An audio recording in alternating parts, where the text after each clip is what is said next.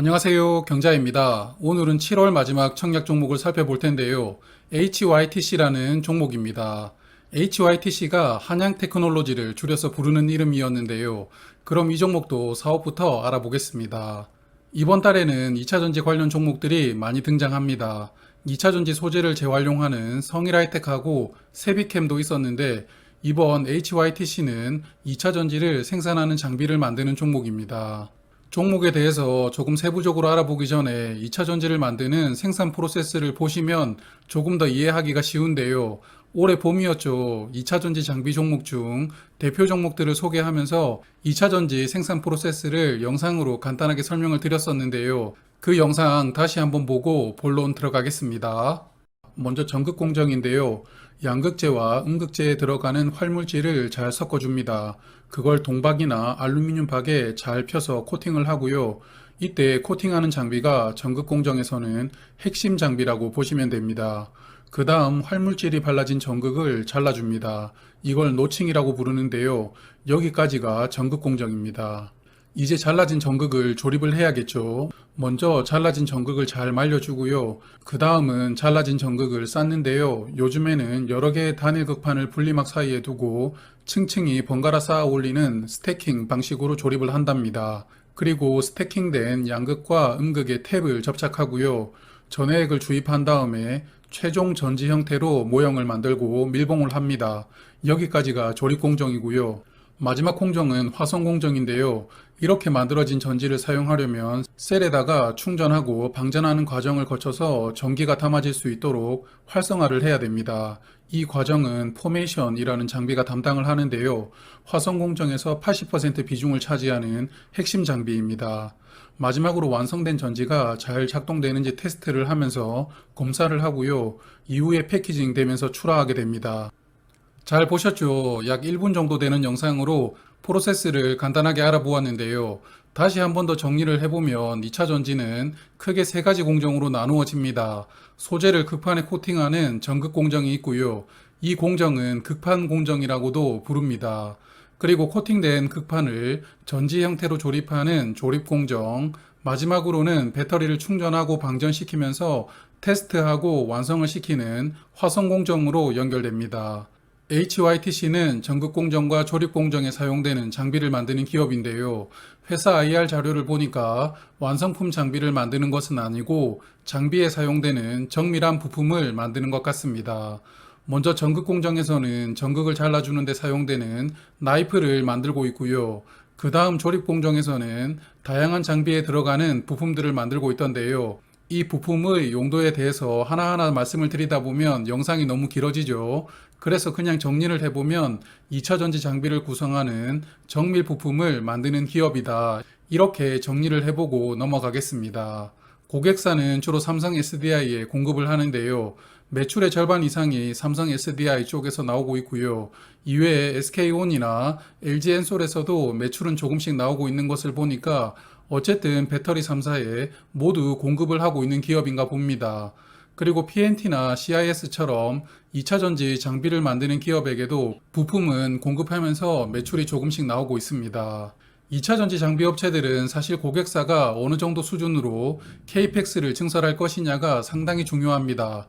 소재 종목이라면 증설을 하던 하지 않던 배터리를 계속 만들어야 되니까 일정 수준의 매출이 나올 수 있지만 장비는 KPX에 따라 신규 발주량이 크게 영향을 받습니다. 그래서 전방 고객사의 스탠스가 가장 중요한데요. 일단 이 종목 아쉬운 부분은 삼성 SDI가 메인 고객사인데 삼성이 배터리 3사 중에서 가장 소극적으로 캐파 증설을 추진하고 있습니다. 물론 매출이 아주 적은 기업이기 때문에 삼성 안에서 점유율만 좀 높여줘도 성장하는 것이 문제 없을 수도 있지만요.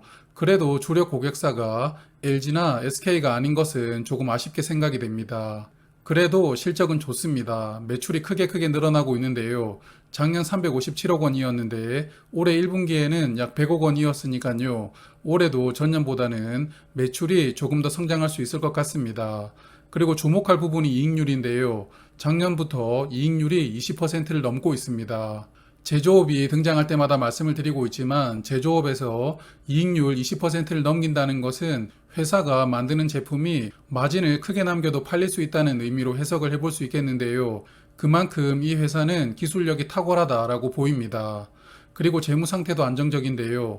1분기 기준으로 보면 부채 비율은 93%, 유동 비율은 327% 되니까요. 흑자 사업 구조를 기반으로 안정적으로 성장하고 있는 기업이라고 봅니다. 그럼 사업에 대해서는 이 정도로 하고요. 청약 정보 보겠습니다. 이번 주는 세 종목이 청약하는데요. HYTC는 세비캠 환불금으로 청약할 수 있는 일정입니다. 다만 환불 기간이 4일이라는 것은 비례 청약하실 분들은 체크하실 필요가 있겠습니다. 신주로만 266만 주를 모집하는데요. 오랜만에 구주 매출이 없는 종목을 만나니까 기쁩니다. 266만 주 중에서 일반 투자자에게 56만 5천 주가 배정이 되었고요. 나머지는 기관에게 배정될 예정입니다. 그래서 상당 공모가 기준으로 모집하는 금액이 339억 원인데요. 소형 종목이라고 볼 수 있겠습니다. 대표 주관사는 신영증권이고 서브는 유진투자증권, 현대차증권인데요. 사이즈도 작은데 왜 세 개 증권사가 나누어서 주관을 하는지 모르겠습니다. 신영증권은 약 29만 주 배정이 되었고 나머지 두 개 증권사는 약 13만 5천 주가 배정됩니다. 신영증권이 약 2배 정도 배정 수량이 많고요. 신영증권은 청약 한도가 일반 고객은 9천 주, 그리고 수수료는 2천 원입니다. 그리고 유진투자증권은 청약 한도가 일반 우대 구분이 없고요. 13,000주 동일합니다. 그리고 수수료가 없는 게 좋습니다. 마지막으로 현대차증권은 일반 청약 한도는 6,500주이고 수수료는 2,000원인데요. 그런데 이번 청약 최소 수량이 50주입니다. 공모 가격이 10,000원 이상인데 최소 수량이 50주라는 것이 조금 많은데요. 갑자기 위니아이드가 떠오르면서 마음이 아파오는데요. 여하튼 요즘 증권사들이 청약 수수료 받는 것으로도 모자라서 최소 수량도 건드리고 있는데 이래저래 욕심을 많이 부리고 있습니다. 그리고 현대차증권은 내일까지 더 허브라는 앱을 설치하고 마이데이터로 자산을 2개 이상 연결을 하면 8월 청약까지는 우대 고객이 된다고 합니다. 우대 고객이 된다면 청약 한도가 늘어나고 수수료가 면제가 되는데요. 하지만 이벤트로 수수료 면제되는 기간이 8월까지이기 때문에 굉장히 짧습니다. 그리고 이번 청약에 현대차증권이 메인 주관사도 아니죠. 그래서 굳이 할 필요가 있을까 싶기는 한데 어쨌든 이벤트 기간은 내일까지이니까요. 한번 고민을 해보시면 좋을 것 같습니다. 이제 상장일 유통물량 볼 텐데요. 조금 많습니다. 393만 주로 비중은 39%가 유통되고요. 기존 주주 물량 비중이 16.6%로 상장일 유통물량의 절반 정도는 기존 주주가 됩니다. 최근에 레이저셀이나 넥스트칩 그리고 영창케미칼까지 보면 기존 주주가 많았던 종목들이 상장일 주가 흐름이 좋지 못했는데요. 이 종목은 어떨지 모르겠습니다. 그리고 상장일에 나올 수 있는 스톡옵션이 24,500주 있습니다. 스톡옵션이 있다는 게 좋지는 않지만 그래도 전체 물량의 0.2% 수준이거든요. 그래서 신경 쓸 정도는 아니라고 생각합니다. 자, 그럼 공모가 보겠습니다. 2차 전지 장비를 만드는 기업 5개를 선정했는데요. GI텍과 NCS는 작년에 상장했던 종목이었죠. 그리고 PNT가 포함되어 있는데요. PNT와는 잠시 후에 다시 한 번 더 비교를 해보겠습니다. 여하튼 평균 PER은 25.95였는데요. 아무리 2차 전지 종목이라도 장비 종목인데 PER이 다소 높다고 생각이 됩니다. 그리고 최근 4분기 실적인 79.7억 원이 공모가에 반영이 되었고요. 상당 기준 할인율 25.1%를 적용하면서 공모가로 15,000원을 책정합니다. 현재 실적이 반영이 되었고 할인율도 적당히 주었기 때문에 유사기업 PER을 제외한다면 나머지는 무난했다고 보이는데요. 그럼 PNT와 비교를 한번 해보겠습니다. PNT는 제가 2차전지 장비 종목 중에서 가장 선호하는 종목입니다. 올해 초에 매수를 했다가 몇 달 전에 매도를 했었는데요. 일단 2차전지 장비 종목 중에서 대장주라고 볼 수 있는데요. 지난 금요일 주가 기준 시가총액은 9,676억 원이었습니다. PNT는 주로 전극공정 장비를 만드는데요. 전극공정 중에서도 핵심 장비라고 볼 수 있는 코팅 장비에서 강점을 가지고 있습니다. 이외에 아변이나 슬리팅 장비도 만들고 있고 배터리 3사에 모두 공급을 하고 있는데요. 그리고 조립 공정에 사용되는 노친기도 만들고 있고 이 장비는 삼성 SDI에 공급을 하고 있습니다. 그래서 HYTC도 주로 전극 공정과 조립 공정에 사용되는 장비, 부품을 만들고 있으니까요. 분야가 비슷합니다. 그래서 두 종목 한번 비교를 해보겠습니다. PNT는 최근 4분기 실적을 보면 매출액은 약 3,800억 원, 그리고 이익은 549억 원이었습니다.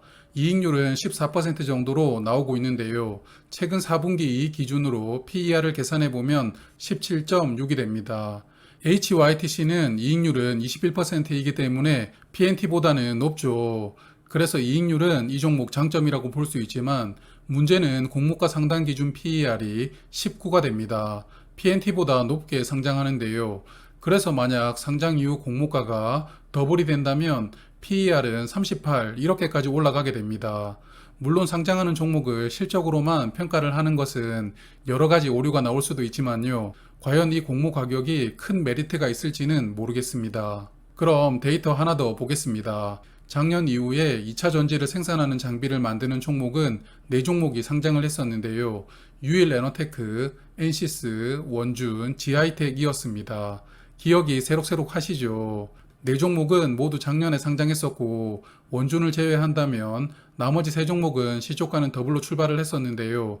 그리고 지하이텍은 따상을 기록하기도 했습니다. 사실 작년만 하더라도 2차 전지 관련 종목이라면 그냥 덮어두고 호평을 하기도 했는데 지금은 그런 분위기가 많이 약해졌다고 보고 있습니다.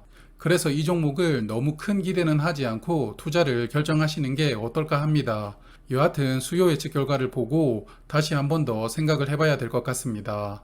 그리고 대표 주관사인 신영증권은 청약을 자주 주관하는 증권사는 아닙니다만 그래도 알짜 종목을 잘 물어온다고 호평을 받는 증권사입니다. 올해 초에 청약을 했었던 스코넥이나 K옥션 둘 다 상장인 성적이 좋았었고요. 작년 초에 상장을 했었던 유일에너테크도 좋았었죠. 그래서 화면을 보시면 2017년 이후 주관을 했던 종목들이 약 70% 확률로 시초가는 더블 출발을 했었는데요. 이번 종목도 해피엔딩으로 마무리가 되었으면 좋겠습니다. 이 종목은 수요 예측 결과는 화요일에 공시가 될 예정이거든요. 결과 보고 다시 한 번 더 정리해서 말씀을 드리겠습니다.